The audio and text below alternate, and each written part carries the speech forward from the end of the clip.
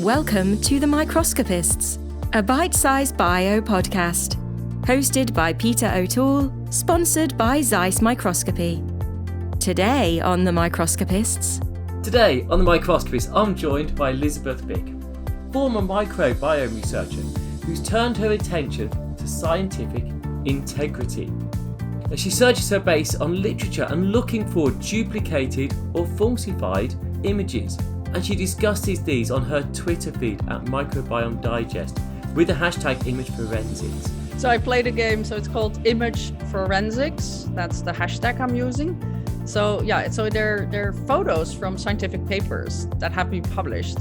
And within each challenge, there is a duplication. So there's either two panels that are the same. However, this important work is not without its problems. So I did shut down my Twitter a couple of times because it becomes very depressing if you only get tweets like that. We speculate on what the reasons are behind some of the shocking fabrications and falsifications of science might be. I mean, the most common scenario is that all of us scientists feel some pressure to publish. Like when we're a postdoc or a graduate student, we sort of need to produce positive outcome. And we also discussed the cultural differences between living in the USA, where she's currently based, and the Netherlands, where she's originally from. So from the very Dutch directness and perhaps rudeness to the super American politeness and indirectness, that was a big change, yes. All in this episode of the Microscopists.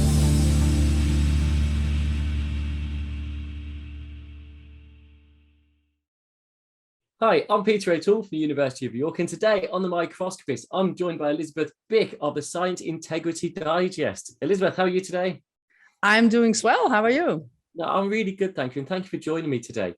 This is, for those just tuning in, this is going to be slightly different because this has shown another career direction, and for reasons that I think will be really interesting to learn about how Elisabeth has moved her career into a completely different area, still very much science, but no longer in primary research. I think that would be right, Elisabeth?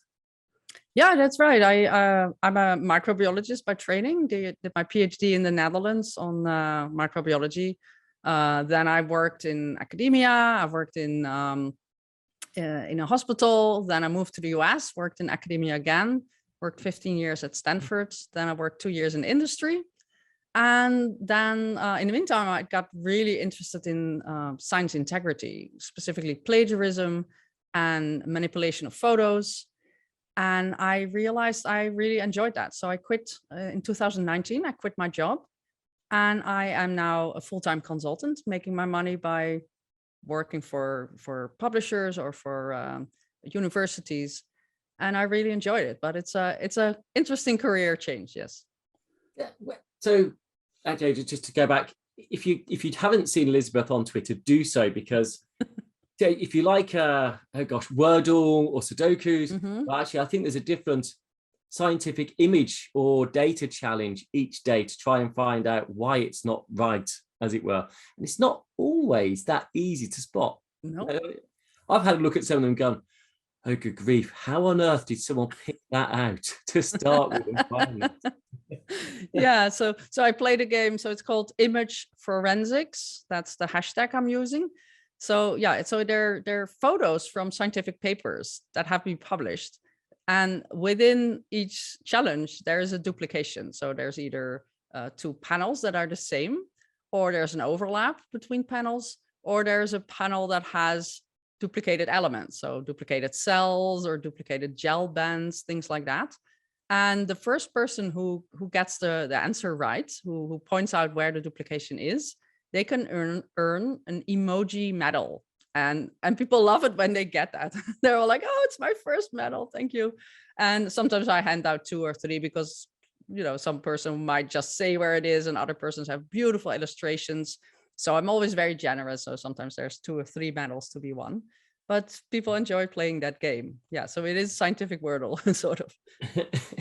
So we'll come back to how you got there in a moment. So you said that this is now your career. And from the consultancy side for journals and so forth, are journals paying you to help them identify these things, to rake through past data, to bring it up to spec, as it were? it seems like a difficult career to forge out. It's difficult for several reasons. So first of all, I don't do a lot of consulting. So I actually get most of my income through Patreon, which is like a site where people can donate small amounts of money monthly to support an artist or a writer or somebody like me who fights the good cause. And so people support that. But I do occasionally consulting work. So that might, for example, be either a university or a publisher who has received allegations of misconduct and wants to have an expert look at that case. So I specialize in images, in photos. So for example, that university or that publisher might have written to the authors and might have gotten original photos, and then needs to compare those photos, which are often heavily cropped for a scientific publication. So they need a person to look at the cropped images versus the original images and see if they are the same. And so I can do that. I see these duplications by eye, and sometimes authors send in photos that are not original in a maybe an effort to mislead the journal or the publisher. And so I work then on an occasional basis. But of course, if I've found images myself and wrote to the publisher, I cannot be the second opinion on my own cases. I can only take cases that were brought in by other people. I'm just thinking about the popularity of this, because obviously you're now doing this forensic detective work for the. Is this blind when you're doing it for the journals? Are the people aware of who's looking at it, or is it just in confidence at that point? Sometimes it's in confidence. I'll leave that up to the journals. I'm usually fine if my name is brought out. Sometimes that actually lends more credibility to a case. But I usually make a report and I ask, do you want my name on it or not? And I'll leave that up to the customer, the client. And I'm just trying to think about it. If your name's out there, has it ever gone into a court of law that this evidence has been brought up, that you're having to say, no, this is wrong, this is false? Has anyone actually stood up and said, no, you're wrong, I haven't falsified my data?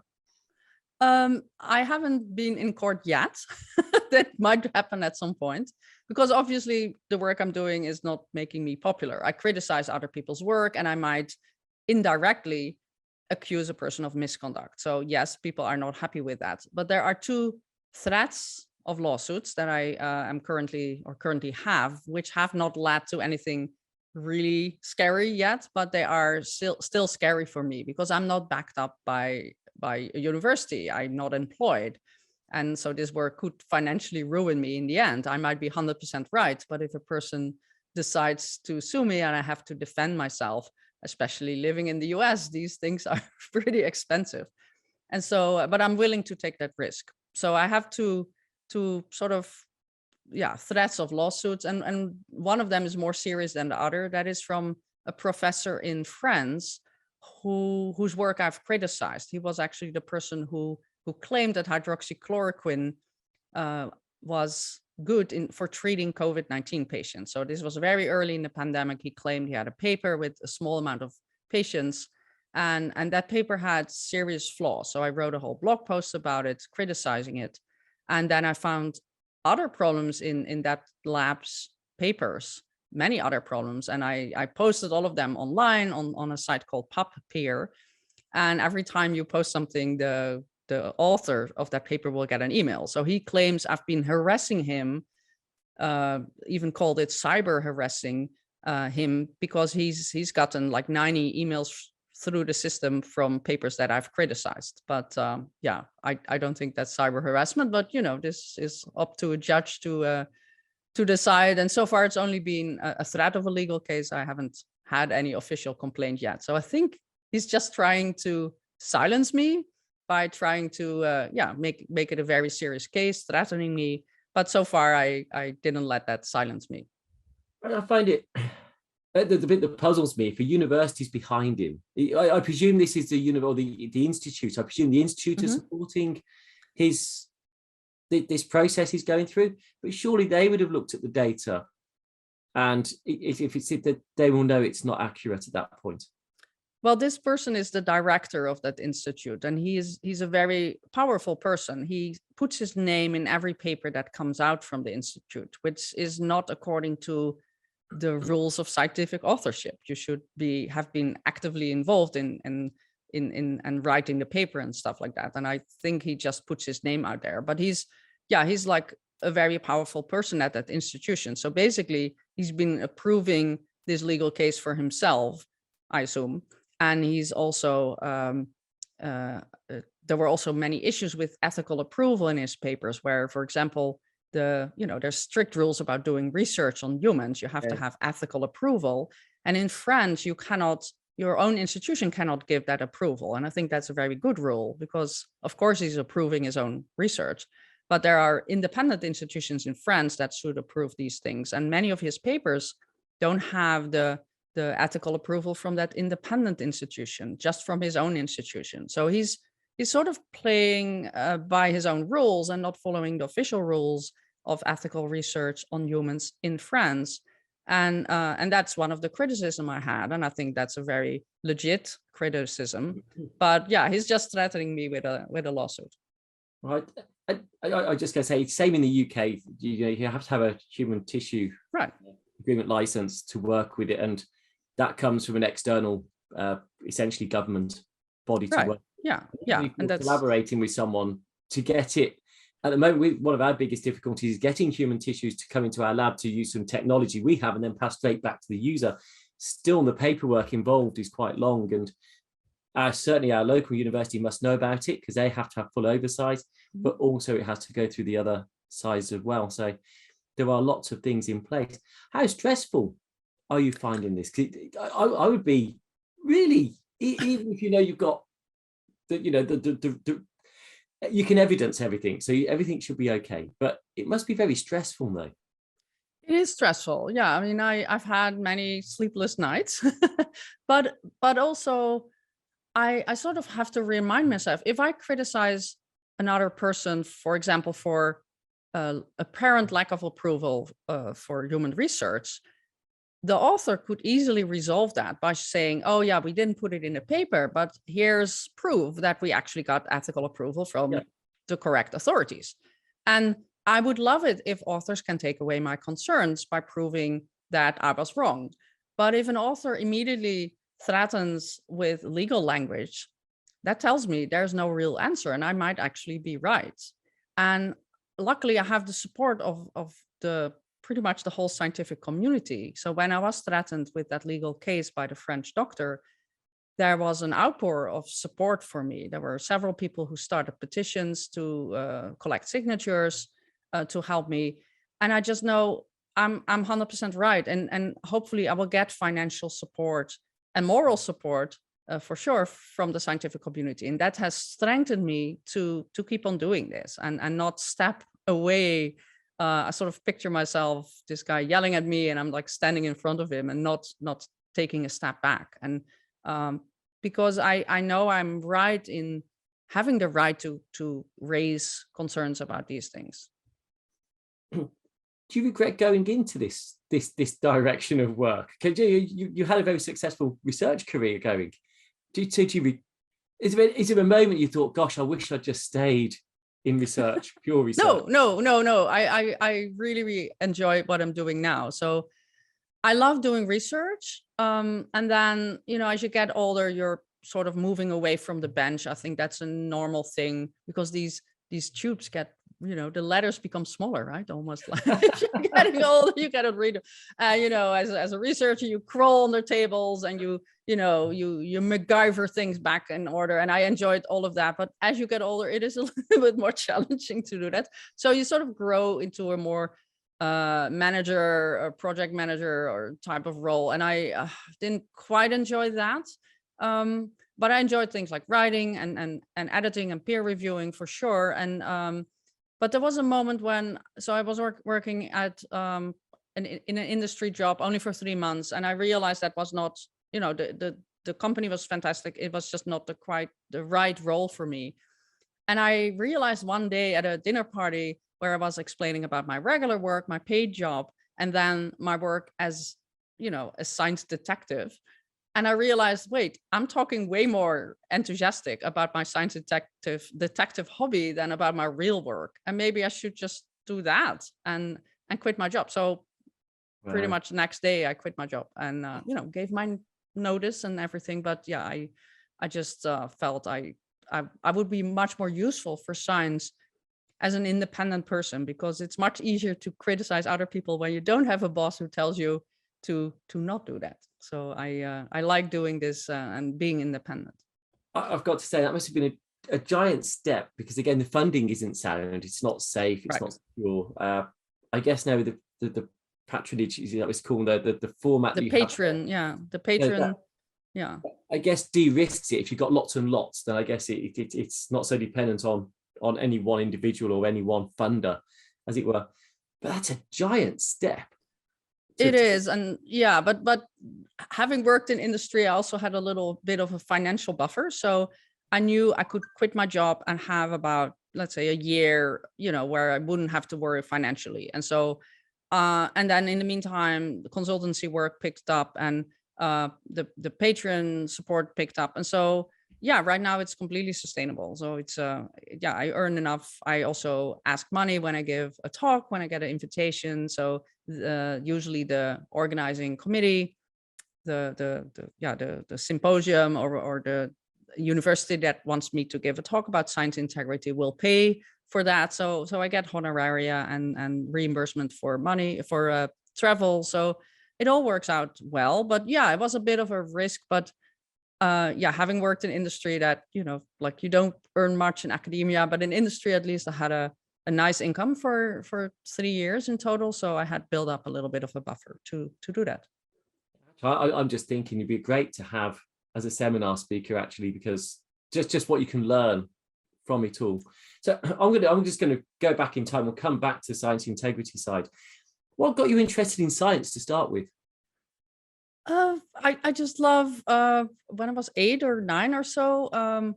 I don't know. I just had an interest in biology. That was, you sort of are at that age, like learning a little bit about the world. And I enjoyed biology classes in elementary school, very rudimentary, but I enjoy watching birds in my backyard. So with the binoculars, I watch birds. So at that age already, I sort of felt I want to become a biologist. Had, of course, no idea what that really meant, but that sounded really cool. Not particularly interested in science, but just biology, like the wonder of life. Like, what is life? What is a life form? Like, how are we alive? How are birds alive? How are animals and plants alive? And I think that was just and still is a mystery to me. Like, what is life in its pure form? What defines that? And so I at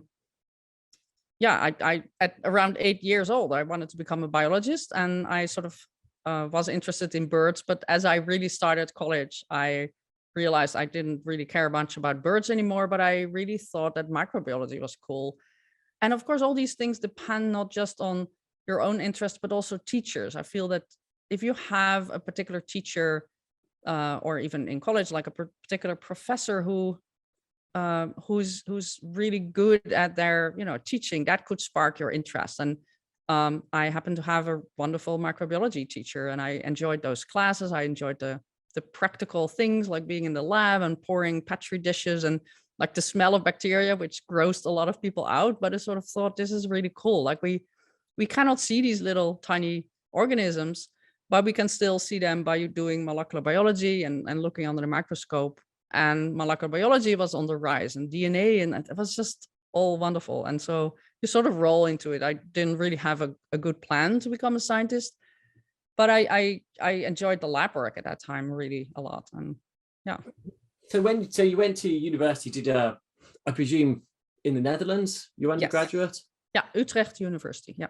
I was meant to be in that's where I was meant to be a couple of weeks ago. I was over in Utrecht. I couldn't get there. And then your PhD was in? It was microbiology, so it was on cholera.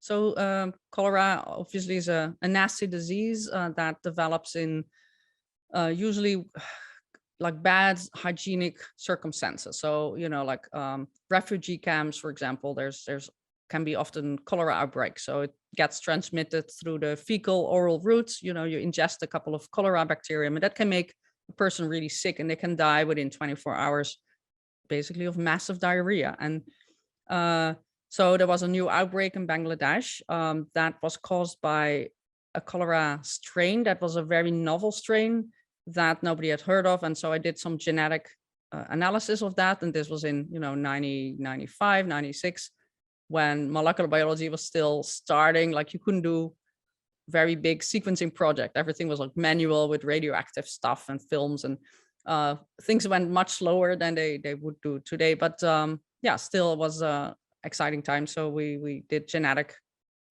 analysis of this new strain and compared it to old strains, things like that. So it was that was my PhD, and then I sort of kept on working in microbiology since.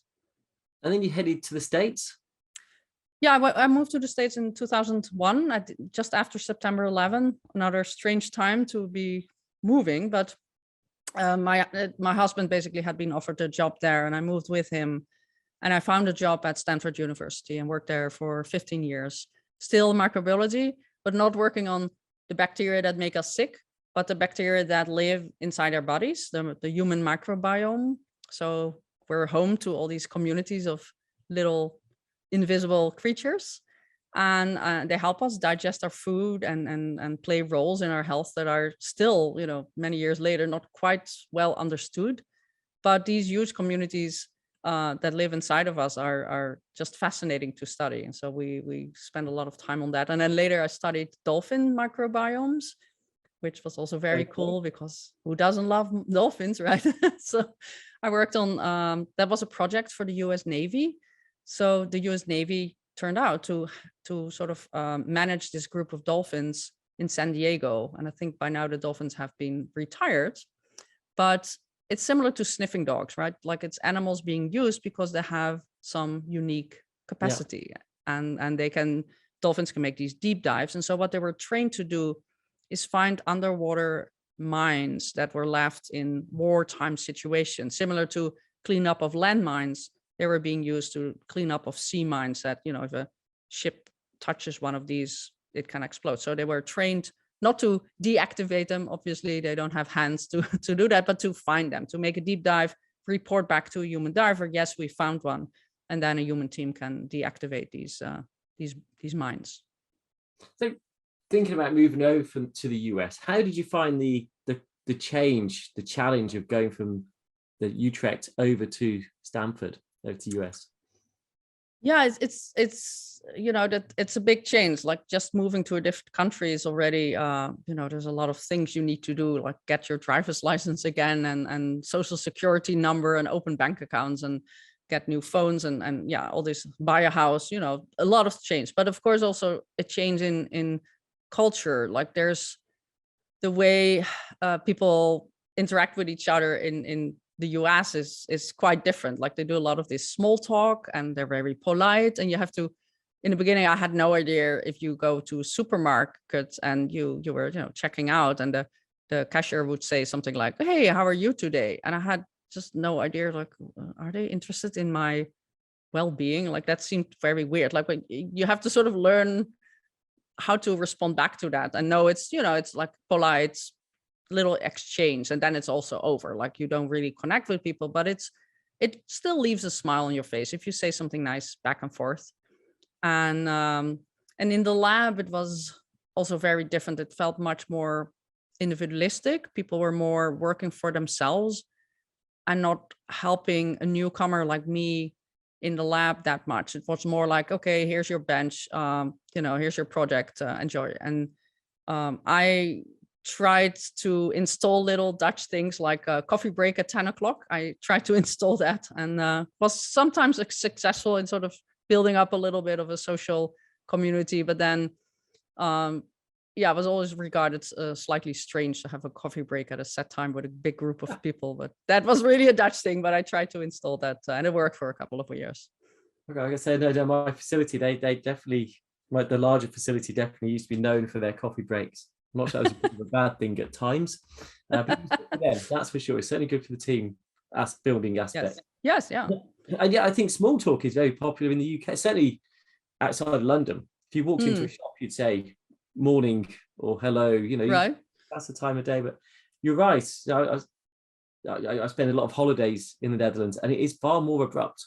Direct. Yes, direct. it is. Direct. Yeah, I know. Yeah, Dutch people are very blunt and potentially considered rude.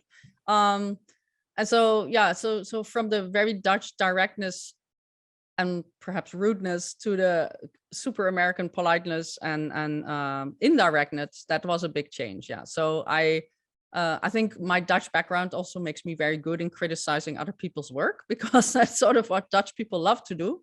And now that I've lived more than 20 years in the US and I go back to the Netherlands, I have to get used again to the almost rudeness, where people say, "Oh, you gained like 20 pounds." That, like, you would not really say that in the US, but it's like direct. Or, oh, you're gray now. You have gray hair. Okay, great. Yeah. So yeah, people are super direct, and you have to get used to that again, even if I'm Dutch. But I've lived too long in the US now. No, I remember why I got a really good Dutch friend, or couple now, actually got married recently. And I remember when they came over to visit us for the first time, my wife hadn't met Ben properly.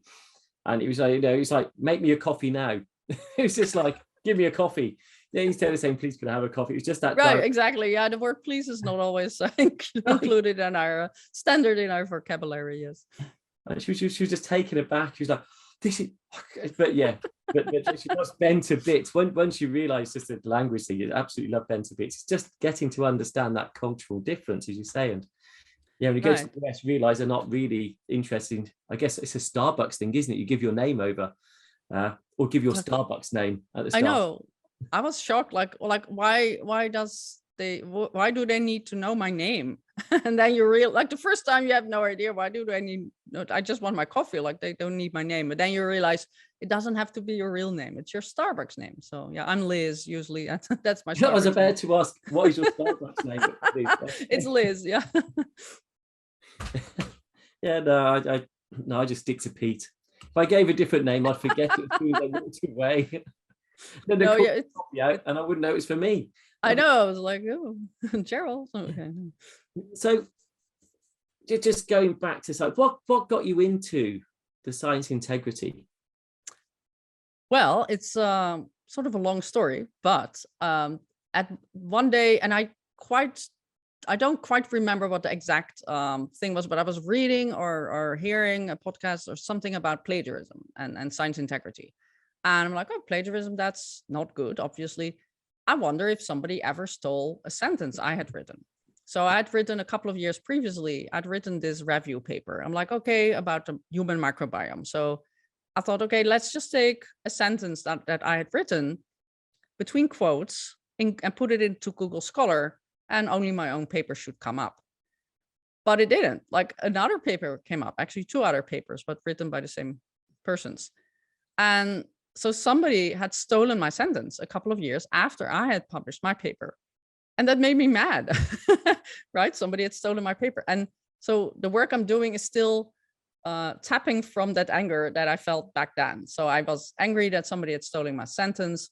I looked into more detail, and that the whole paper was sort of a Frankenstein monster of stolen sentences, not just from my paper, but from a lot of other papers. And then by another coincidence, about a year later, so I worked a lot on plagiarism, found many papers. One paper led to another, because sometimes sentences were stolen by multiple other people. And so it became this hairball of you pull one hair and you get like many other hairs. And after a while, I found a PhD thesis by accident that also had plagiarism, but it also had chapters with research topics and images and photos. And I flipped through it, just flipped through the PDF. And I found this one image that had been reused 3 times. So one time it was used, and then it was like rotated a little bit and used for another experiment. And then the 3rd time it was like completely rotated and used for a 3rd experiment. So it was the same blot being used for 3 different experiments. And it had a very characteristic little spot or stain on it that I recognized. But these papers had been in the PhD thesis, but also been published as scientific papers. So I wrote to the editors saying, hey, this is wrong. And the papers got pretty quickly retracted. And so this motivated me to just that evening, let's if I find these things and other people didn't see it, these papers have been peer reviewed and published and, being cited by others, maybe I have a talent for spotting duplicated images. And just for fun, let's just open up, 100 papers from one particular journal that is open access and just look if I find more of these examples. And sure enough, that evening I found more examples. And so I thought, well, this is a whole thing that nobody realized. We should look at these images in a slightly better way. And because could be an honest error, but in many cases, especially when you rotate an image and flip it or whatever, that is a sign of a intention to mislead. And so we should be looking at these things and we should be correcting them. So out of the 100 random ones that you picked out, how many had problems? I don't remember that. I've been asked that question before. I didn't keep track of that specific set, but let's say between 1 to 5, because over a set of 20,000 that I did later, it was 4%. Wow. That's so a lot. 1 in 25. 1 in 25. This is of papers that had photographic images. So I did a specific textual search for the term Western blot, which will bring up papers that are have molecular biology techniques. So they might also contain microscopy photos or photos of a mouse or protein blots or DNA gels and things like that. But they had to have at least one photo. So I specified it. I specifically looked for photographic images, and that was 1 in 24 that had problems. And this was over a range of 40 different journals and 20,000 different papers. Do the journals now have better software for picking this out? Some do. Some starting to test this by software. So most journals will use plagiarism detection. So that's for textual similarities. So basically, that software will check a manuscript's text and compare it to all other papers that have ever been written. And so to do that for images is computationally much more difficult than for text, as you can imagine. And so there is software being developed, and there are a couple of packages. I don't have access to almost all of these packages, so I can only have access to one. But publishers are getting interested more and more in testing these software and calling out image duplication. But it still needs human interpretation. So I detect these things mainly by eye. That set of 20,000, I detected all of them by eye. So I found 800 papers in that set. But I'm starting to use one particular image package more and more. And that is pretty good in finding duplications, but sometimes it completely misses them. You still need a human to interpret the results. There's some false positives. For example, in microscopy images, you sometimes have, in confocal microscopy, you might have, a red signal, a green signal, which is like a different antibody, and then a merged image to show if these things are at the same position in the cell, for example. And those things, so the merged image usually contains or does contain elements of both of these channels. And so the software will call these duplicates, but they're false positives. As a human, I can ignore them. I know these are supposed to be the same, but the software will not really know that. And so those are all like improvements we need to make in the next generation of this software. But it's you still need a human to disregard those similarities.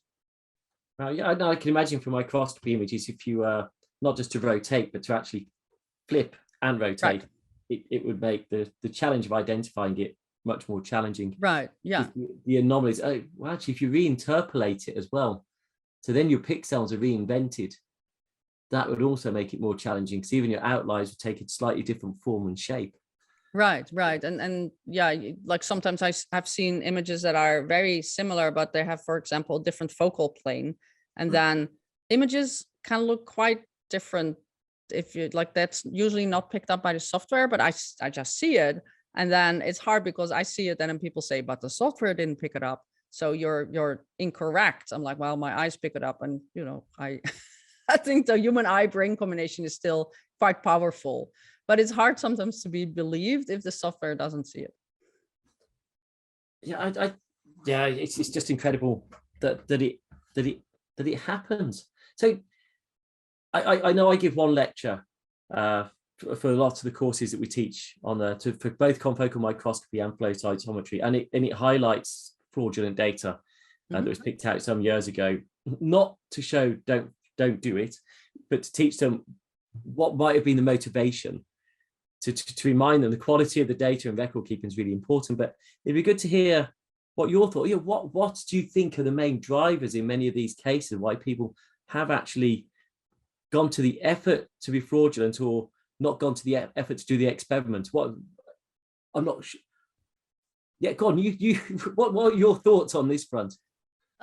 Yeah, so I have a couple of scenarios in mind. So I mean, the most common scenario is that all of us scientists feel some pressure to publish. Like when we're a postdoc or a graduate student, we sort of need to produce positive outcomes, and a negative outcome, unfortunately, is still not regarded as a publishable unit in general scientific world. It should be different, but that's the way it is. And so if we don't get positive results and we have a certain hypothesis, it is tempting to produce some result or fabricate or enhance our data a little bit to make it look better.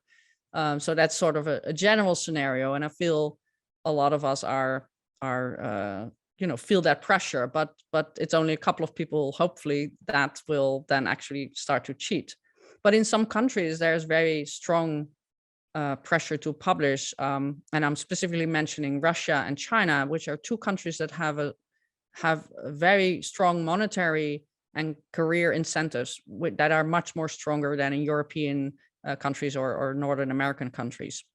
So, for example, in China, when you're a medical doctor, you need to publish a paper in order to get a position at a clinical hospital, which is, your next phase of career when you finish medical school. But medical doctors are not necessarily researchers, and most of them are interested in curing patients, helping patients, treating patients, but not doing research. And so if you ask those folks, or if you require those folks to do a research paper, they just have no clue. They don't have time. They, work long shifts and stuff, and they don't work in a research facility. And so what they'll do is they will buy a paper that is offered to them. They will buy an authorship.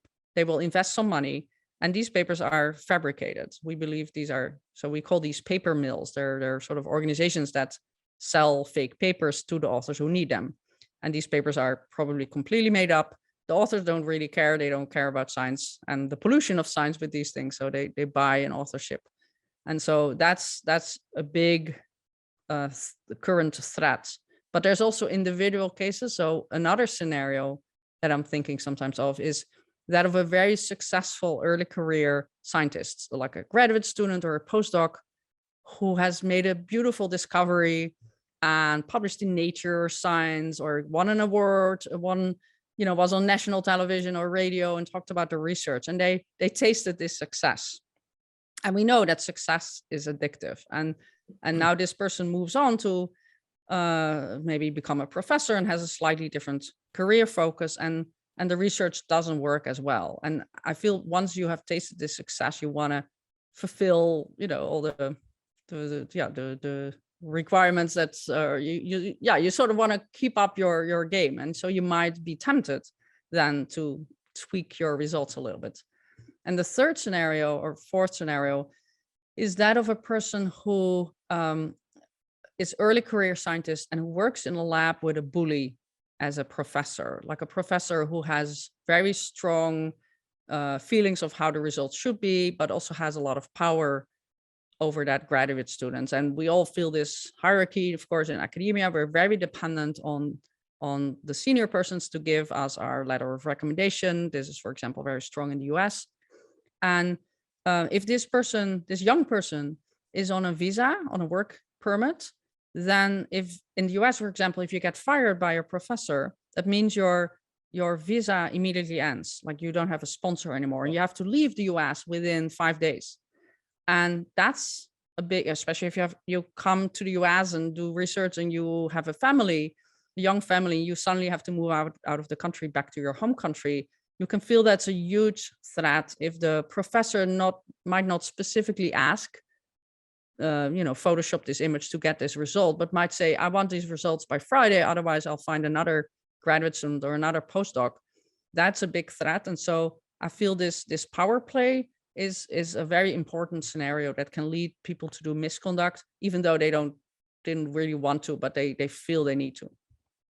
Now, I would add to that. I think the two others that certainly I've considered for one of the cases I highlight was perhaps that the boss of the lab at the time, right, when they published the paperwork or submitted it, the referees may have come back asking for evidence of one of the tables that they submitted, and when they look back at the data to find the raw data, they couldn't, because the postdoc had left.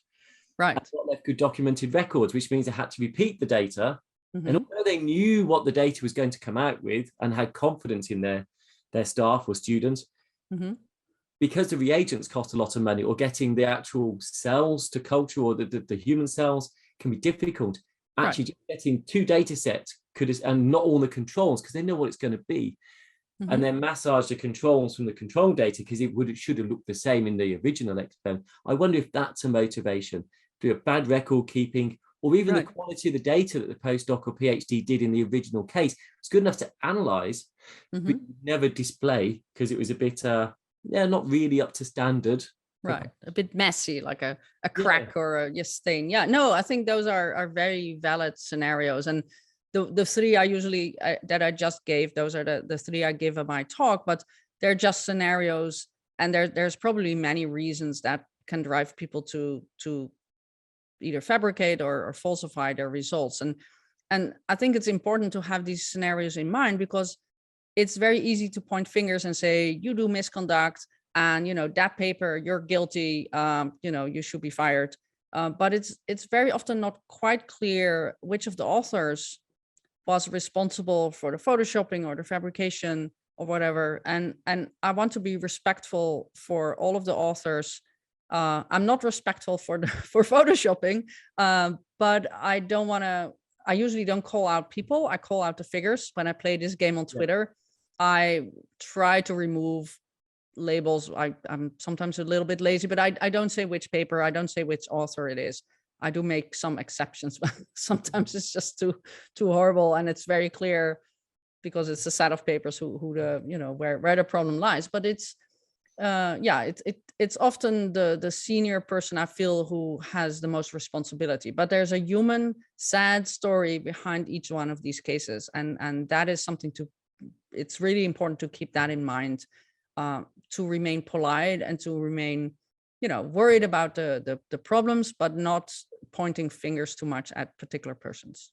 Yeah, and so you're right. I think the pressure to succeed, even as a PhD, if you want to go and do your postdoc, you need a good publication. If you're going to be a postdoc to a lectureship, you need those good publications. To go from a lecture to press, you need even more higher impacting publications. It does put pressure to get the stellar data that may be just very difficult to come out. It's crazy. I think there is a lot of luck in some people's science career. It's not just skills. There is a lot of luck also needed, which makes it a difficult world to live in. You mentioned that you put it on Twitter and you get your detractors. I think you mentioned before we started that you get, hate mail is probably not the right word, but certainly a lot of abuse over Twitter. How do you deal with that? Yeah, I mean, you sort of develop a thicker skin. I don't really have a thick skin to start with, but I mean, the unkind messages, as I usually call them, get worse and worse, but you also develop some immunity to it. And again, like, it's when I get these things, it means there's no real answers by the authors, and some authors just have a large group of fans. So the French professor I mentioned earlier has a million followers on Twitter. Wow. And every one of his YouTube videos, in which he sometimes has called out me by name, he he has millions of views within hours of posting these videos. And so when he specifically mentions me and say that I am harassing him, it's basically an invitation to his followers to then harass me. So he doesn't harass me myself, but like then after one of those videos, after several of these videos, I had to put my Twitter to private because I was just getting, every second pretty much a hate or an unkind message saying like, you're a fraud, you belong in jail, images of people in jail, the striped suit will suit you well, or like, you look horrible, you are ugly, you're a fat pig, stuff like that. Shouldn't laugh. It's not very, it's a bit childish, isn't it? Yeah, but there's no scientific argument here. So yeah, it's so I did shut down my Twitter a couple of times because it becomes very depressing if you only get tweets like that. And I might have a lot of followers, but they usually don't really attack my attackers. They sort of take a step back and might send me a direct message of support, but yeah, there's sometimes little support from my Twitter followers, unfortunately. But that's how Twitter is. Obviously, I could easily avoid it by not being on Twitter, but you keep on coming back because I do feel social media has some power in it, and I it is a place to organize people and to express our disappointment or our anger with certain things. And so I'm not gonna stop with Twitter, but yeah, there were definitely I cried sometimes when you get these things, and it's and it's not just Twitter. There's whole YouTube videos made about me. There's Reddit posts where people try to discredit me, and so it's fans of scientists. There's currently also a group of fans from a particular company that is on the NASDAQ stock market, or how do you call that? Like, so there's stockholders who have lost money because there was a discussion on images from particular papers from associated with this particular company. And so the company has a lot of fans or like stockholders, and they're harassing me as well. It's really difficult to comprehend. I think when you get people saying something on Twitter, it's it's not personal. They don't know you personally. It's just dust it off. I'm very much that sort of person. It's like, names, but you don't know me. It's not, if you did know me, but no, I think that, as you say, it gets much more difficult with the volume and the breadth of ways that they're attacking. Has anyone actually come up to you and directly and sort of said anything to you? Or... No, luckily not. I mean, luckily there's there's sometimes an ocean between me and those people, so that's good. But it's no, it's not personal. I mean, these are just, I guess, unpolite people on Twitter who follow their leader. But yeah, I'm worried sometimes about my personal safety, so I have become a little bit less open on where I live, and I've been doxxed some. So one could look up my home address, obviously, and post that, but that has happened. And yeah, so I have been worried about my personal safety and taken some precautions about that. But I'm just worried that somebody indeed will come up to me and I don't know, throw something in my face. And I hope it's a cake, but not a rock. But it's so far the people who have really come up to me at conferences are nice people. They say, I follow you on Twitter and yay, and you do great things. So that's lovely. And if you hear lots of that definitely balances out the negative things. But there's just days on Twitter where there's 100 unkind messages and just one tweet of support, and that eats on you eventually. Yes, I guess that sums up the science community, though. Is as you said, you get the direct messages of support because we go online. Certainly, my Twitter account is more about the science. It's not about personal opinions. If you look at your site, you're putting in information. You're not necessarily putting opinions on there. You're just putting information. And when someone puts a comment that's an emotion, so generally professionals within it don't interact with that, but they'll do the DMs of support sort of behind the scenes. Right. I guess it doesn't show that those people are in the minority that are attacking, which makes it harder. I've got to ask, if it's to be any, I shouldn't, I'm not encouraging this in any way, but if it was a cake that was thrown in your face, what would be your cake of choice?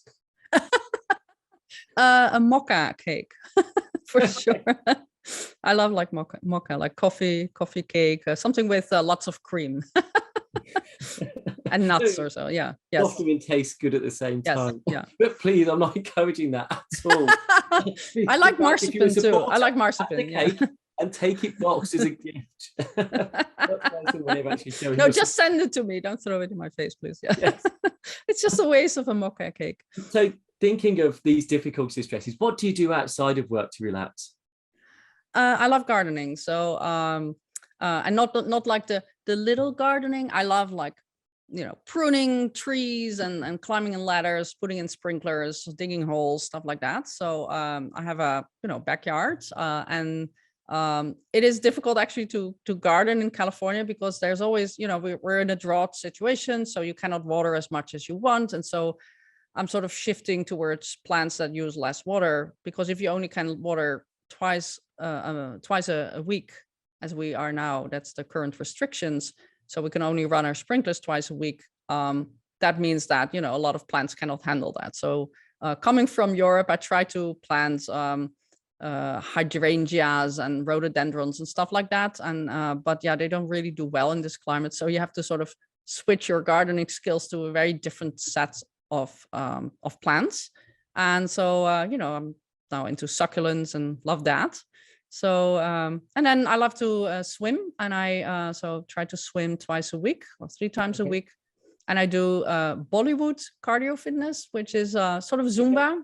Yeah, so it's basically dancing, sweating out on music, but it's Bollywood music. So from Indian movies, and it's a lot of fun, a lot of good movements, and a fun group of people. And they don't really care about what you wear, because I know some cardio fitness groups are really into Lululemon, whatever clothing. Like, it's very important that you wear the latest colors.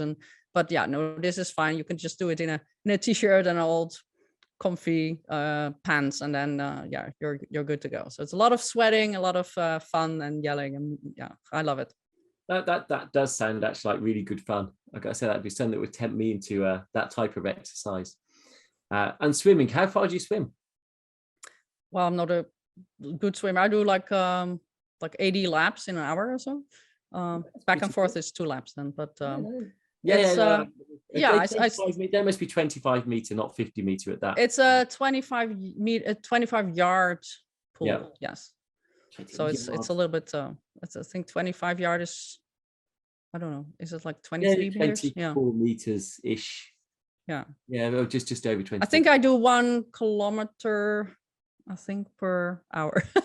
it's when you say it like that, it's nothing, right? So I was about to criticize the fact that you're all using imperial, but obviously you were born up in metrics. You're now using imperial, but actually I then run in miles, and I swim in meters until I get to the mile mark.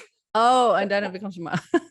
Well, it's just I can put my Apple Watch and whatever. When I'm in the Netherlands, I swim in meters. But yeah, it's here at least I have my personal lap, and then in the Netherlands you have to swim in circles sometimes when it's busy, and it's just nobody swims the exact same speed as I swim, of course. So it's you cannot swim as much as you want sometimes. Yeah, no, I fully understand that problem. I've got some quick fire questions. Would you say you're an early bird or a night owl? Oh, a night owl for sure. Yeah. Okay. Yes. PC or Mac? Mac. Oh, McDonald's or Burger King? Oh, well, I'm not a fan. I would say In-N-Out Burger, but that's not a match. The habits. No, none of them are neither of them are my favorite. What about if you were to eat out? What would be your favorite type of place to eat out? Like a little restaurant, like a little bit upscale, with some romantic music and tablecloths, and some good selection of things you would normally not eat. I really enjoy that, 2 or 3 times a year. But I also love Vietnamese pho soup. More like the casual dining. That's like Asian. A lot of Asian foods I really enjoy, and there's lots of choices here in the Bay Area where I live. Okay, if you were to go on conference, what would be your food heaven? What food would you most love to have put in front of you? during a conference, like a lunch or so? Well, at a conference, so, okay, you're an invited speaker somewhere, Right. and quite often you'll get taken out for an evening. You don't get a choice of where you're going. You get put down. Quite often they'll have pre-selected the menu. Oh, right. What would be the ideal food to put down? You think, brilliant. I eat a lot, so I love vegetables. Occasionally some meat. No, I'm an easy eater, so okay. If the host takes me out for dinner, I just already enjoy that. That's just always lovely. And what about the opposite to that? Is there any particular food that was put in front, thinking, oh, really, I will eat it. I've got to eat it. But I really wish I wasn't eating it. I wouldn't really like to eat a brain or so, but or eyeballs or so. But yeah, no, I think most food you would get in a any restaurant, I would enjoy eating. Okay, anything as long as it's not too awful, then. Yeah, not too recognizable. Like things like lobster, I would also have. Basically, I have no idea how to get anything edible out of that, and so that's basically because I don't really know how to tackle that problem. Okay, that's fair. And I would probably make a mess, and when you are sitting with your host, you will want to keep, not having any splatters on your shirt or on your host shirt. Yeah. So no. I would be too embarrassed to eat anything very messy. I'll keep this simpler now. Tea or coffee? That depends on the time of day, but coffee for in the morning for sure. Yes. Okay. Beer or wine? Wine. Red or white? That would depend on the temperature, but usually red. Okay. Chocolate or cheese to go with it? Oh, for wine, that would be cheese. Okay. And book or TV? TV. I don't read. I barely read. No, yeah. I'm similar. But I also barely watch TV. Like I watch binge watch one show a year or so. I just sit behind my computer and look at images, and I really enjoy that. I remember talking to Richard Henderson, asking what his TV vice was, and he scratched his head and he came out with one, but and then told me about the whole series. So I've actually had to watch quite a bit of that now, just because I said I would. What about yourself though? What do you have a TV that you've got to confess now? What is your TV show that you shouldn't really watch, but you quite like? Well, I just watched the Apple TV series Severance, and I thought that was brilliant. That was just so unlike anything I'd ever seen, and I really enjoyed that. I watched it in the plane, but so it's that was just good. But I think because we have an Apple TV subscription, we're all like Mac people, so you watch what you pay for or what you get, and so I think a lot of the Apple TV series are brilliant, and enjoyed that. But I also enjoyed Game of Thrones, so I did binge watch that. Yeah, I think that can count as a vice more than anything else with Game of Thrones. What's your favorite film? Oh gosh, you got me there. Have nothing that pops up. Okay, favorite Christmas film then? Oh, wouldn't know that. I know that's a US or UK thing, maybe like a Christmas film, but okay. Yeah, no, sorry. Yeah, how many years you been in the US now? 20. Yeah, no, but we're still very Dutch. But I don't really watch that many movies or TV series or so. I mean, I've seen a couple, but I don't even remember the names. Or what's the one with the lamp? That was fun. Is that a Christmas Carol or so? Where they get this lamp in the form of a foot of a woman's leg, and he's like frozen to the one of his. It's like a small boy who celebrates Christmas, and there's lots of snow in it, but I forgot the name. It's meant to be a Christmas one, I guess. That's a Christmas one for sure. That was good. That was funny. Yes, I love. But I forgot the name. Recalling anything out of films, I'm really bad at. And to be honest, most films are on an aeroplane on long haul. It's about the only time you really get to sit and actually enjoy a film properly. Favorite music? Oh, I love the faint or like electro pop type of music. Fisher Spooner, like those are probably you have never heard of. But that's like super electro pop / alternative loud music. Favorite color? Blue. Oh, Good choice. Yes. USA or Netherlands? Oh, so I'm both. I'm like a Dutch. I cannot choose between it. I see the good things of the US and I see the good things of the Netherlands, and I can switch back and forth between them. I don't know. If I had to choose like now, I would be living in the US. Yes. I was going to say it was a trick question, because obviously Yes. if you said the Netherlands, you'd have been kicked out. If you'd have said USA, you'd never have been let back into the Netherlands. No. I actually have 2 passports, so I can prove that I'm a citizen of both countries. Yes. Isn't that difficult to have now in the Netherlands, 2 passports? That is very difficult, actually. So there's some exception rules that I apply to, and but in principle, the Netherlands doesn't allow dual citizenship. Yeah. I know the UK does, and the US also does. But in principle, if once I turn the US citizen, you lose your Dutch citizenship unless you're married to a US citizen. So what we did is that my husband turned the US citizen first, and I was still married to the same guy, but then I could apply for the exception rule, and so I do have 2 passports now. Okay. So I'm literally at the entering the Netherlands, like, which one do you want to see? I have 2, and they're always looking like that, but yeah, that's totally fine. So going back into career-wise, the Science Integrity Digest, but you set up your baby, but you also did the Microbiome Microbiome Digest. Was that also yours from inception? Yes, that was. So I started Microbiome Digest much earlier. So that was when I was still in microbiology. And that's also my handle on Twitter without the E.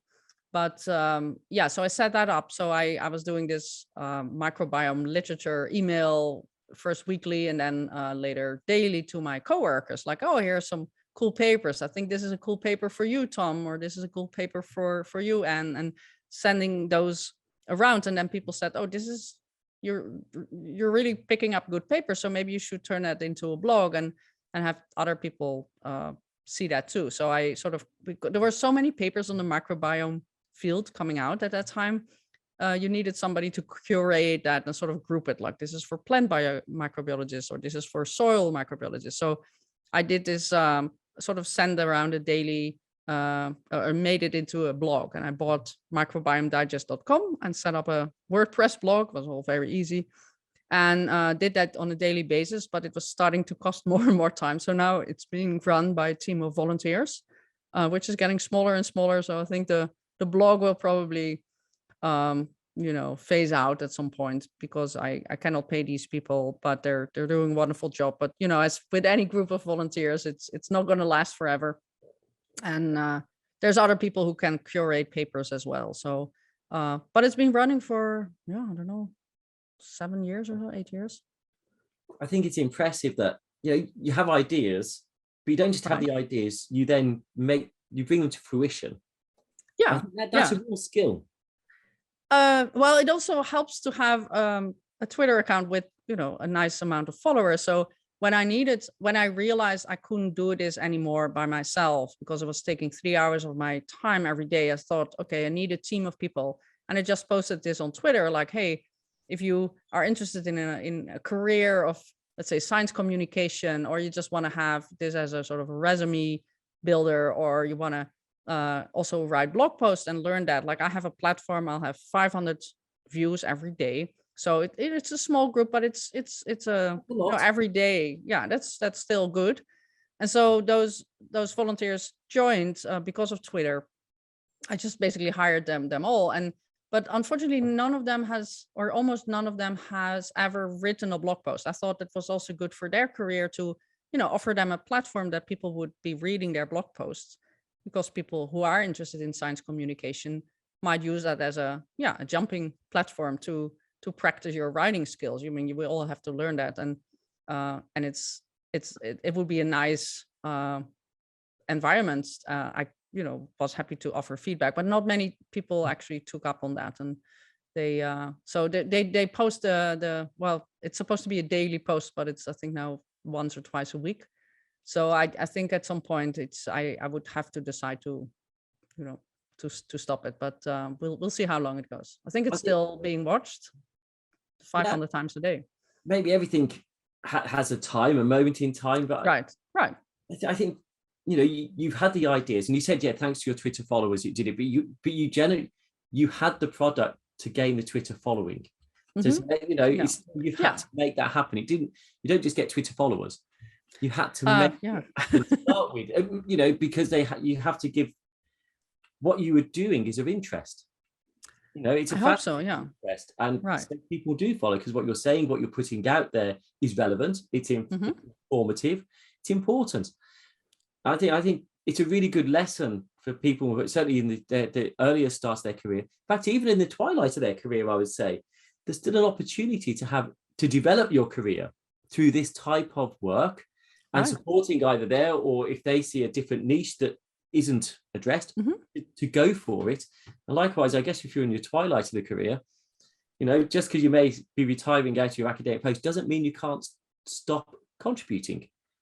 Of course, yeah, right. And social media are just a wonderful platform for that, of course, with all the caveats of the haters and the unkind tweets, but it's a unique way of forming a group, or finding your people who think like you, of community, and quickly spreading news or ideas, or creating a hashtag that suddenly has an impact. Like we've seen that with the Me Too movement, where social media is just a great place where these movements start. And in the olden days, we couldn't expose any type of misconduct or behavior that we don't approve of. That was just, silently, people were silently looking the other way. But with social media, that allows people to unite and to take a stance against that. And I hope I have contributed a little bit with, the lack of responses of journals and institutions to look at these cases. And we've also seen that it was, people doing weird things in airplanes where just other people start filming it, and it's like, yeah, that guy is hitting a flight attendant, or that woman is shouting and, like, I don't know, spitting on another person. Like seeing these things in video and having that shared on social media makes such more impact than just reading a line about it, and has helped people to realize that there's a problem. We need to deal with that. And so I hope I do that with science misconduct. I have one more question. We are actually, I think, up to the hour, but I do have one more question, which is, what's been the best sort of year in your career to date? What's been the most fun time that you most enjoyed?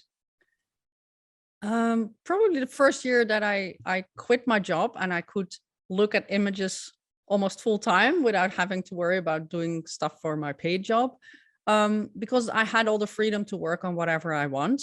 I think nowadays with conferences started, that's also wonderful to talk about my work at conferences, but sometimes I feel it takes away from really what I do, what I love best, which is looking at scientific papers and reporting them massively. So far 2019, I guess that's when I quit my job and started doing this full time. Right. I hope it carries on being a huge success. And I hope it grows, and maybe even people start to join in and help and assist. They do. Yeah. I think those little challenges that I play on Twitter are secretly telling other people how to find these things by themselves, and they start to find them by themselves.